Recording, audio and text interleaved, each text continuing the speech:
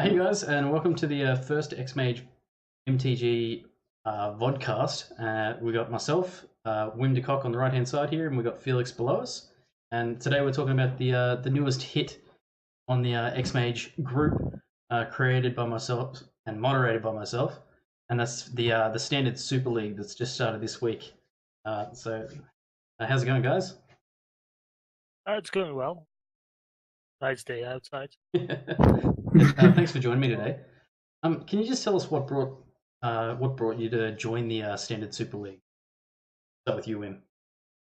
Yeah, so the reason why I joined the standard Super League is kind of twofold. On one hand, I had been busy for season 5 in the regular league, and so I felt like I wanted to start playing again. And the other side is that I really like team events. Like the previous one was a 3 vs 3, I think, and that's lots of fun. Way more reason to try and win. To think about things makes it a lot of fun. More strategy. That's good, Felix. Yeah, for me it's like I like team events, I like competition, and I like to play standard, and I like to play Magic. So kind of ideal for me to play in these events. Just ticking all the boxes. Yeah. Standard is also like a format that I really like, especially at this moment. There have been standards where it's been a bit less interesting, where there's only 2 decks. This time it's really the best. Yeah, and you can like yeah, Marvel and Cat combo, Team and Mono Red last season, Marvel or Blue-White and Green-Black. But now this season I think it's really cool because like we brewed like we have not published the deck yet, but we are brewing like another approach deck for the next week, and it's like really cool because we can like brew different decks just for this tournament. Yeah, that's cool. So just looking at the groups, it appears that your group is the obvious favorite with the lineup. So you've got yourselves and Bob Devanese, who's a American League champion. So was it deliberate or was it just a coincidence that the team come together the way it did? Yeah, so when I saw the post, I asked Bob and Matthew first because I know they're both good standard players. And Bob said yes in the first part, but Matthew then changed to another team, I think. And then Bob and we had to look for another member, and I knew that Wim was a good standard player, and he didn't play in the league, so he might want to play some competitive Magic again. So I asked him. Yeah, and for me it was like that I had 2 options. One of like Felix invited me after Raspanex invited me, but so it was like, am I going to go competitive or am I going to go casual? I also tend to kind of switch my own modes depending on who I am on the team with, or which the league like people around. And well, you matched up Razvan with David. Well, I can't pronounce his name correctly, so I'm just not going to try it. Is it Darwin? Yeah, so the Polish guy, I think. Yeah. But so they had a team, and then it was super competitive for me. And to be honest, I think I kind of enjoyed, because it was already kind of leaning towards competitive team, but because Razvan asked me first, I was like, like on the other hand, I also want to be fair and give the one who asks first. Yeah. Yeah. Looking at that well. looking at the lineups, it is a possibility that if you are the guys that just go through and trance everyone, then we might have to look at a way to stop the super groups forming and probably just draft off people at the start instead of letting them pick their own team. So this doesn't so. We don't know if it's happened yet. I'm just predicting that it might be a possibility, but if it happens, then it's going to be something we're going to have to look at in the future. Yeah. But my opinion on that is that there should just be a second super team. Yeah. Yeah. Everyone should just step up and get good. Yeah. So was there any forward planning in your deck selection going into the opening week? Like we definitely did a lot of planning about which decks we wanted. we were discussing about like which decks are good at the moment, and then we also took into account what kind of decks we might face, what kind of decks, which deck might be banned, and then like that we always had an answer for decks that our opponents may come with, because it's an interesting thing about this league that you can't just put the best 5 decks, because then you might encounter a deck that is just good against those, or several decks that are just good against those, eventually falter somewhat. And with the way standard is at the moment too, it's you'll find the brews will often come back in. You'll spot a brew that the meta decks aren't used to facing, and they'll just get beaten.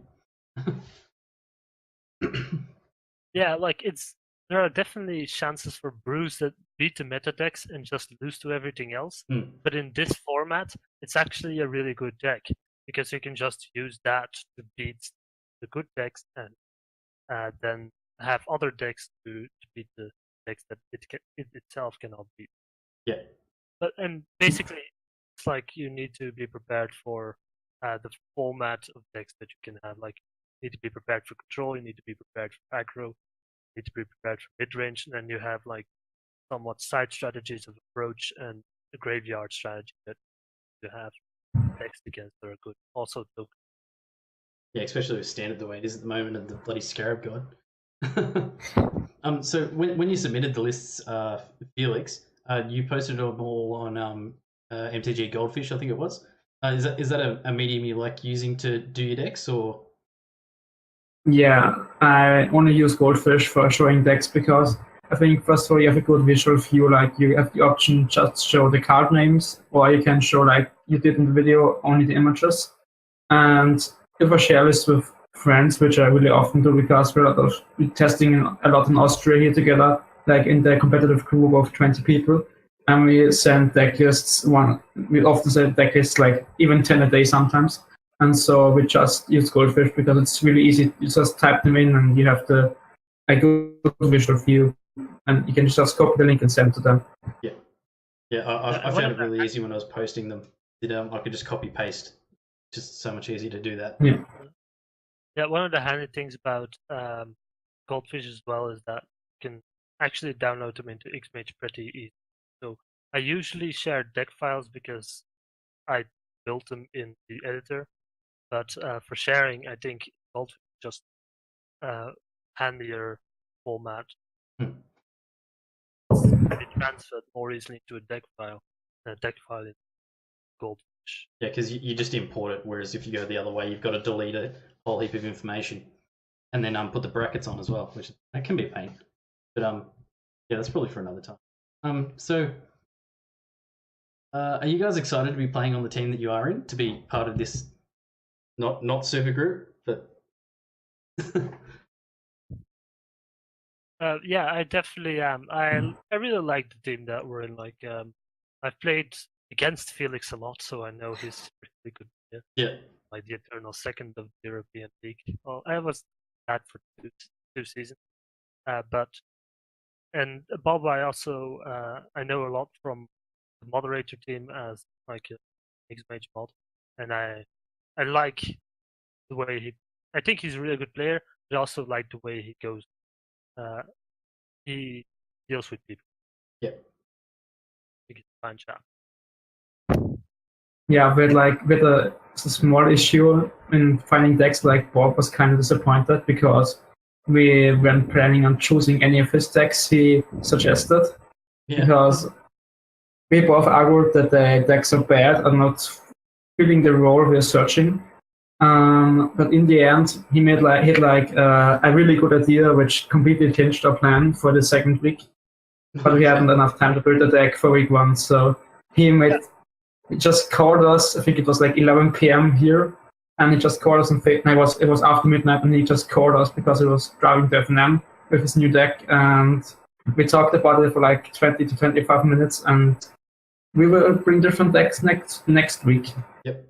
Yeah, I was really excited actually about trying out it, and also like the one thing that I do like is that he was kind of like not super glad that none of his decks were chosen, then afterwards, he also explained why he was angry next to that, because he had a couple of mishaps, like bad luck, that kind of made him grumpy from the first half. No. That's that honesty is something I really appreciate, because with that honesty, you can be a much better team. Oh yeah, communication's key, definitely. So looking at the list posted by all the teams this week, what do you think of the standard decks? The standard of the decks that have been posted. Yeah, so it's really diverse. I still haven't completely watched the video. Like in the previous recording of this session, I hadn't watched it a bit. I hadn't completely watched it. I still haven't.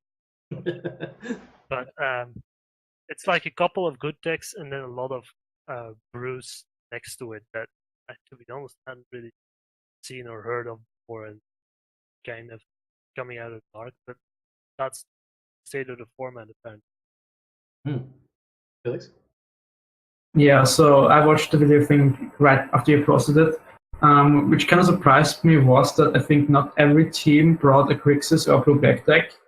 And I think if you want to win or like have a chance to win, you have to bring at least one Grixis or Blue-Black deck, because it's just the tier 0 deck in the format, and it's like the deck to beat. That's how we can call it. To argue that the tier 0, I think everyone might have had the same assumption that everyone's going to be running Grixis and they're going to be running Blue-Black. I'm just going to play a deck that's going to counter it. Yeah, but you still want one of them in your even like if you think we have decks that beat Grixis or Blue-Black. No, there aren't 5 Grixis or Blue-Black decks. We're going to face different decks, and it's always handy to have one Grixis deck, even if it's just like this deck is always going to be banned. That's still a good choice. Yeah. The actual, I'm pretty sure the most common ban that I've spotted so far has been approach decks. No one wants to play against approach. That is kind of understandable, and I was kind of surprised that our approach deck didn't get banned. Yep. Yeah. So we banned the. Can I go, or do you want to go? You go.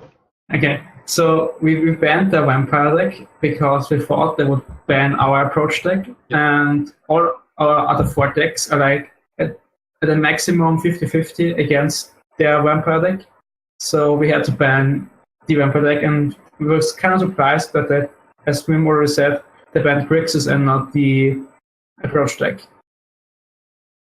Were there cards in the vampire deck that scared you, or was it just the token generation? It's basically the synergy of the deck. Like, it's not one single card, but the deck is really powerful because it's got a couple of cards like Radiant Destiny just make every token spell that comes after it a lot more powerful. They've got lots of token spells. They've got Champion of Dusk, which is great to just draw back in cards and just beat with value. And I personally have played a lot with similar version of the deck, like the one that we have, and I've just felt the power of it, so I know which matchups were good against, matchups bad against. Sorry, you go. Yeah, you can see how powerful token decks are, I think, right now in Standard, because we have 2 token decks in our team. We have like the Vampires and the Green-White token. And because Grixis or Blue-Black, they're just like 1-for-1 removal decks, and they can't deal with these massive token decks that go really wide. So these are good choices to beat the Grixis deck. The problem with that is you find an approach deck that's running 4 settles and fumigates and you still beat it with Black-White Vampires, actually. I have beat the approach decks. Like, I don't think 4 settles and 4 fumigates, but it is quite good at recurring after a sweeper, especially if you then drop one of the Dusk Legion Zealots, or in my case, I have some Crested Sunmares, which is awesome, because then if you get back 1 lifelink token, suddenly 10 power on the board is a pretty nice way to recur from a board wipe. So you were saying you didn't expect them to ban the deck that they did. were you not expecting them to ban Grixis at all? Were you just like, oh yeah, they're going to ban the approach deck? Pretty much. Like, I mean, I get banning Grixis because Grixis is still a scary deck, but the approach deck just seemed way scarier, especially against their decks in particular. Like, except for blue-black control, their decks were horrible against approach, and they, like, if it was very risky, because if we had banned blue-black and they hadn't banned approach, we could have just started with approach and had a very good chance of just sweeping. So I understand you've played a few games upon recording this now, but were you confident going into the matchup? Overall, pretty confident, yes. Yeah, I mean, like, we had 3 good players on our team. We had 5 decks that we really thought about. They didn't seem to have put that much thought in which decks they had and played more like which pet decks they had, like the red black vehicle Cauldron's pet deck. And well, as mentioned earlier, we actually chose not to go with mine or Bob's pet deck, but rather decks that we thought were best specifically for this format. Specifically, everything. I think after watching this, a lot of people are going to have a proper think about it and actually go back to the drawing board as it is and properly think about their decks. Yeah, we made a Google spreadsheet where we tested the decks. We've played only for this tournament. We played almost 100 matches, so just tests and find out the best lists. Yeah, so we really put. Go on. Yeah, we actually have a lot of data. I think green-white is at least 18 matches. Yeah.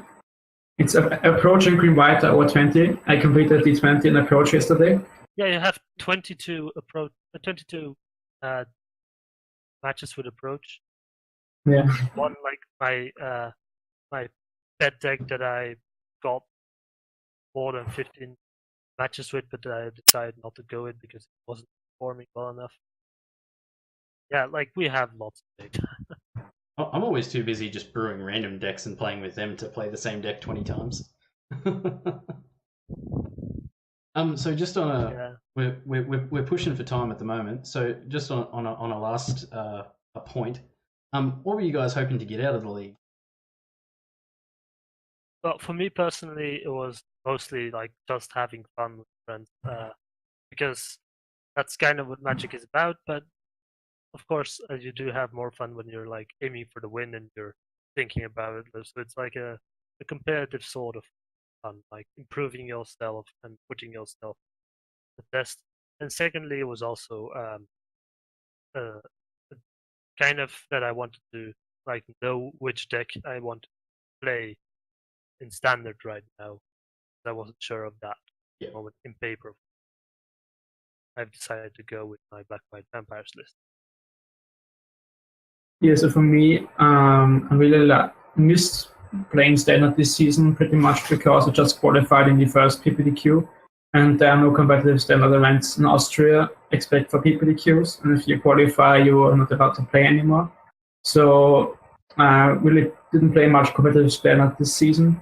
And this was a chance to brew and get into standard and try to make some competitive decks again and play some competitive standard. And of course, the fun playing with team together. I really like team events. No, it's good. It's been good so far. Just on a final point, this Super League is standard, but in the future, what other formats would you like to see as a Super League? Yeah, so I think Pauper would be a fun casual format. I already kind of excited for the regular Pauper League, so I would definitely like to see that in Pauper teams. Yeah, and so I think there's a couple other formats that are good against that. I could for it, but yeah. So I think Modern is another great way for the Super League because there are existing 50 different decks in Modern right now. So you can choose every deck you want, and even I'm playing a pet deck in Modern and I'm winning tournaments with it. So my modern is almost about experience with the deck and with the meta, because all decks are like close to evenly strong, and so I think modern would be a good idea. And as well, I'm not playing much Legacy, but I think Legacy could work as well because you have like a huge card pool, and you have like several top tier decks. But I'm not really into Legacy. Like I play 2 different decks. But I could imagine playing the Legacy Super League, and as Mim already said, it's Pauper. And which could be interesting is something like either Brawl or the Frontier format, because there's nowhere that decks published anywhere to net deck from. So you usually have to brew decks for a tournament, but that takes a lot of time, I think. So only for like the competitive people like us would enjoy it, because you have to spend like several hours building decks. Yep. Yeah. Or like I like the idea of doing a like a 1v1 commander Super League. Would be cool. Yeah, like I like Commander mostly as 4-player, but I kind of I think there would definitely be people who would be up for a 1v1, like a duo style. Or like Felix has said, everyone smash into the new format and start playing Brawl. That does sound fun as well, because that's like really unexplored format, and that's kind of why I like Standard so much. Often it's unexplored, and you need to like it's always changing, so that's fun. Well, thank you very much for your time, guys, and yeah, I guess we'll wrap it up there. For everyone that watched the video, if you like the content, like, share, and subscribe, and hopefully we get to do a whole lot more of these, and you can tune in for those too. Right. We'll Catch us all later. Bye.